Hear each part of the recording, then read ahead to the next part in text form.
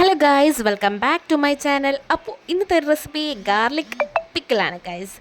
അപ്പോൾ നമ്മൾ ഫസ്റ്റ് തന്നെ കുറച്ച് എണ്ണയിൽ ഇഞ്ചിയും പച്ചമുളകും നന്നായിട്ടൊന്ന് സോട്ട് ചെയ്യുന്നുണ്ട്.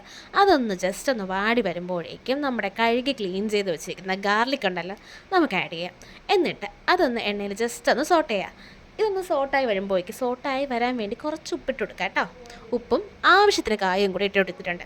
എന്നിട്ട് ഇതിനെ ജസ്റ്റ് ഒന്ന് മിക്സ് ചെയ്യുന്ന മുമ്പേ കുറച്ച് കറിവേപ്പിലയും കൂടി ഇട്ട് കൊടുക്കുക. എന്നിട്ട് നന്നായിട്ട് മിക്സ് ചെയ്യുക.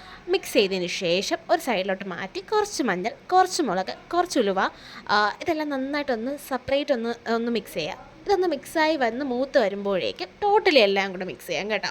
എന്നിട്ട് നന്നായിട്ട് മിക്സ് ആക്കും. ഏകദേശം ഗ്രാവിയുടെ ഒരു സംഭവങ്ങളെല്ലാം ഓക്കെ ആയിട്ടുണ്ട്. ഇനി നമുക്ക് വേണ്ടതെന്ന് വെച്ചാൽ കുറച്ച് ശർക്കര, അതൊരു ടിപ്പാണ്, വേണമെങ്കിൽ മതി, ഓപ്ഷണലാണ്. അതേപോലെ തന്നെ വിനാഗിരി, അതും ഓപ്ഷണലാണ്, വേണമെങ്കിൽ മാത്രം ഇട്ടാൽ നല്ലതാണ്. ഇതെന്നിട്ട് എല്ലാം കൂടെ ഒന്ന് മിക്സ് ചെയ്ത് നന്നായിട്ട് പാകത്തിന് വേവിച്ചെടുക്കുക. പിന്നെ ബാക്കിയുള്ള സാധനങ്ങളെല്ലാം നിങ്ങൾക്ക് കൂടിയും കുറവുണ്ടെങ്കിൽ ഒന്ന് ആഡ് ചെയ്ത് കൊടുക്കുക. ബൈ.